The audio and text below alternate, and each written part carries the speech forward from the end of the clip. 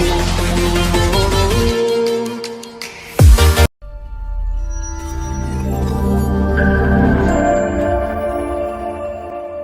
vous remercie tous pour votre présence et j'en profite également pour féliciter l'organisateur qui en est à sa 3e édition, Monsieur le PDG de cette Afrique, Monsieur Lamine Fall, et féliciter également le président Babacar Ngom pour ses hommages et le parrainage qui lui a été dédié. Donc, oui, il va de soi que ce serait un peu quand même plus explicite de parler de notre structure, Oumou Group, dont je suis la directrice générale. Alors, monsieur le docteur Malik Diop m'a interpellé par rapport au nom. Je lui ai dit qu'il y a beaucoup de femmes à Oumou. Et Oumou en arabe désigne la femme. Donc, on pourrait mettre le nom dans ce contexte. Certainement, le président fondateur aussi a d'autres explications parce qu'il y a beaucoup de membres de sa famille qui portent ce nom. Alors, il m'a été en fait demandé d'intervenir par rapport aux défis des femmes dans l'implication du développement économique et de l'entrepreneuriat. Je pense que notre objectif à nous tous est d'arriver à un moment où on ne parlera pas de défis et que l'implication de la femme soit quelque chose quand même d'aussi aisé pour les femmes que pour les hommes. On parlera peut-être d'égalité de genre quand toutes les compétences sont réunies. Mais si aujourd'hui on se pose en fait la question pourquoi ces femmes qui au même niveau que les hommes n'occupent pas les mêmes postes, on dira en fait que c'est une question qui est là depuis quand même des décennies et que à ce siècle il doit se passer d'autres choses. Mais il faudrait également que le problème soit cerné assez tôt.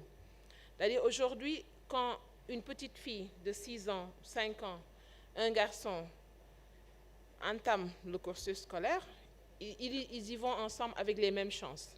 Et parfois, sans nous jeter des lauriers, les femmes sont beaucoup plus brillantes à l'école. Ça arrive. On termine la formation, on a les mêmes diplômes ou le même cursus, mais les hommes sont parfois mieux favorisés que les femmes en termes de... C'est pas que l'expérience que les femmes ont eu à faire n'est pas significative, mais c'est beaucoup plus peut-être par choix. Et c'est un problème pour moi, à mon avis, qui existe partout au monde. Si aujourd'hui on prend l'Arabie, je viens de partager un document avec le secrétaire exécutif du CIS, qui parle en Arabie Saoudite, une femme qui a été désignée ambassadeur. Vraiment, je suis étonnée quand même. Mais c'est une grande avancée, connaissant un peu quand même la culture de ces pays. Alors au Sénégal, ce qui se passe, c'est que la femme a une obligation en fait de maintenir la stabilité où qu'elle se trouve, que ce soit au foyer, que ce soit dans l'entreprise. Et toutes les conditions ne sont pas parfois réunies.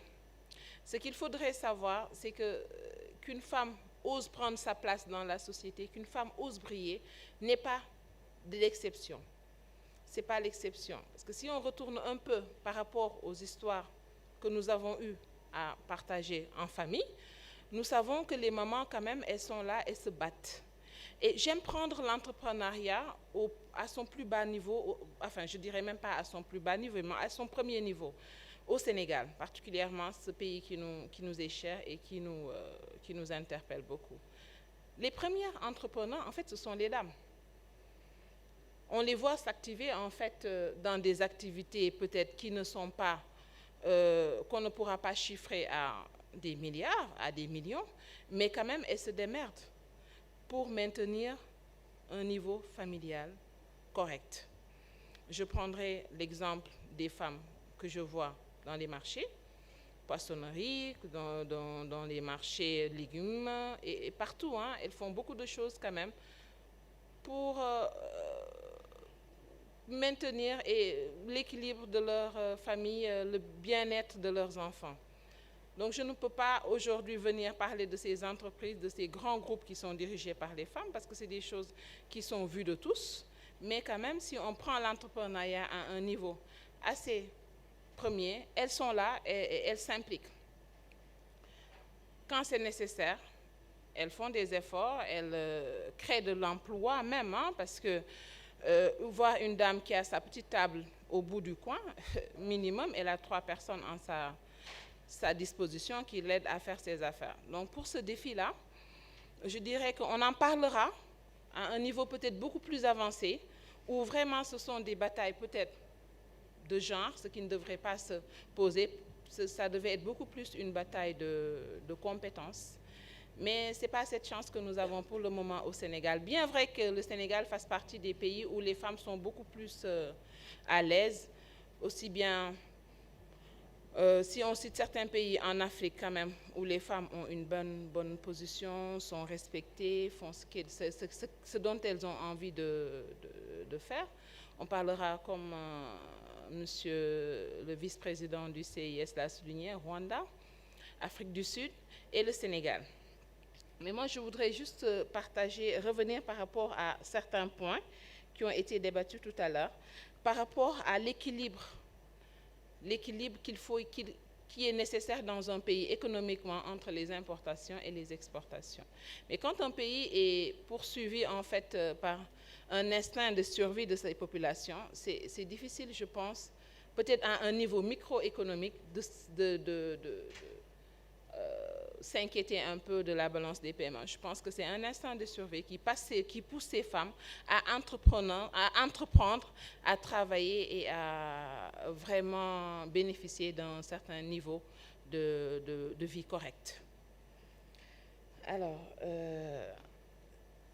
maintenant, si je fais un petit survol de mondialement comment les femmes sont considérées, au niveau de l'entrepreneuriat, des postes clés qu'elles dirigent, on dira qu'il y a une avancée, certainement. Avec le temps, elles s'imposent davantage. Aujourd'hui, par exemple, j'ai vu que FOB, en 1980, à une comparaison de taux, était à 11%, en 2000, 38%, et en 2015, 41% de femmes qui occupent une belle montée dans leur truc.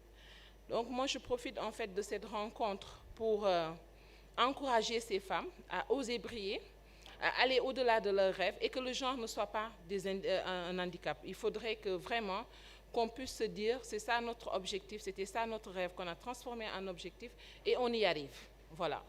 Donc, je ne vois vraiment pas un frein, bien vrai qu'il existe, qu'on arrive à toucher ce frein-là par rapport à l'implication des femmes.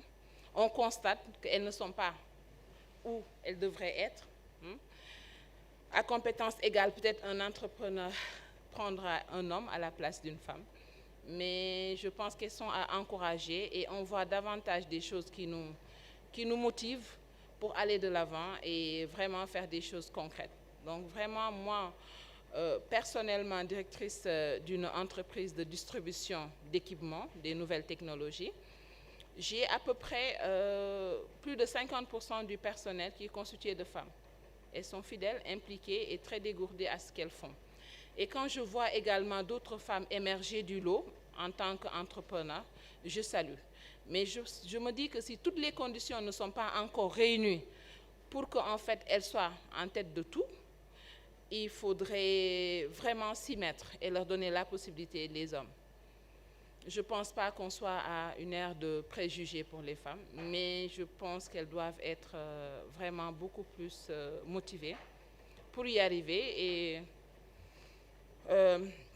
mettre un peu en veilleuse ces craintes qui peuvent freiner beaucoup de choses dans leur évolution, dans différentes activités. Alors, au Sénégal, on verra en fait que au niveau de l'Assemblée, au niveau il y a la loi de parité sur la parité qui permet aux femmes d'occuper certains postes par ordre. Et à compétences égales, elles doivent occuper les mêmes postes que les hommes. Voilà. Donc vraiment, c'est ce que moi j'avais dans le cœur pour parler et j'ai vraiment insisté. C'est vrai que Monsieur le Président Victor Ndiaye m'avait suggéré de parler des numériques. Mais ma cause pour moi principale, il faudrait que les femmes soient impliquées et qu'elles n'attendent pas à être impliquées, qu'elles s'impliquent elles-mêmes et davantage. Alors, on dira que l'incompétence d'une femme, c'est quand on la met à un poste qu'elle ne mérite pas. Je ne pense pas. Généralement, les femmes occupent les postes qu'elles doivent occuper parce qu'on ne leur fait pas cadeau. Donc, profiter de cette rencontre économique pour encourager les femmes à aller de l'avant. Moi, c'est ce que je voulais partager avec vous. Je n'ai pas préparé de discours, je n'ai pas préparé de documents. C'est quelque chose qui vient du cœur et je pense que c'est naturel de partager cela et les appeler en fait davantage à s'impliquer. Merci beaucoup. Merci.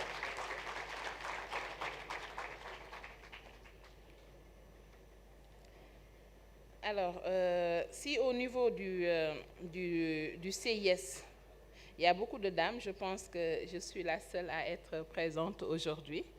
Et je continuerai en fait à parler de ce qu'elles peuvent apporter.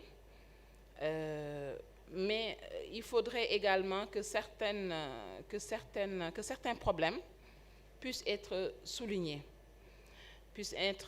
Dans ce sens qu'aujourd'hui, on sent que pour un engagement donné, on ne fera pas de reproches aux femmes. Pour des problèmes d'étiquité, on ne fera pas de reproches aux femmes. Mais pour gérer nos émotions, je pense que c'est sur quoi nous devons travailler. Parce qu'on verra toujours une femme, chef d'entreprise, qui à un moment donné va réagir, laisser parler ses émotions. Et cela ne nous favorise pas. C'est vrai qu'il faut reconnaître les émotions, il faut les mettre de côté et penser esprit. Parce que si on ne pense pas esprit, on ne met pas les jalons, ce qu'il faut, ce qu'il y a à faire, ce qui n'est pas à faire, on ne pourra pas avancer. Donc, vraiment, je sais qu'il y a beaucoup de chefs d'entreprise qui sont là, présents dans la salle. Et je sais qu'ils travaillent certainement avec beaucoup de femmes également. Donc, donnons-leur leur chance et qu'elles aussi, de leur côté, qu'elles s'impliquent. Vraiment, le débat il est ouvert dans ce sens, vraiment. Si vous pensez qu'il y a des questions, des observations qui peuvent les amener à davantage réussir cette implication, moi, je suis vraiment ouverte pour discuter avec vous. Parce que c'est une des causes de mes activités. J'ai même une fondation qui va dans ce sens pour le bien-être des femmes. Et on les prendra à tous les niveaux, c'est-à-dire de la femme rurale à la femme urbaine. Et il y a beaucoup de choses à faire. Je suis très heureuse de faire partie de ce panel, mais je suis également ouverte à toute suggestion, débat sur ce sujet. Merci à vous. Merci beaucoup, Madame Seck, pour ce brillant plaidoyer pour les femmes. Bon, comme vous le dites, les femmes ont un rôle clé à jouer dans le Sénégal et dans le monde de demain. Bon, vous l'avez dit, le Sénégal a une certaine avancée peut-être au niveau public en termes de texte, mais on devrait aller plus loin, notamment dans le monde privé. Oumou Group en est un exemple.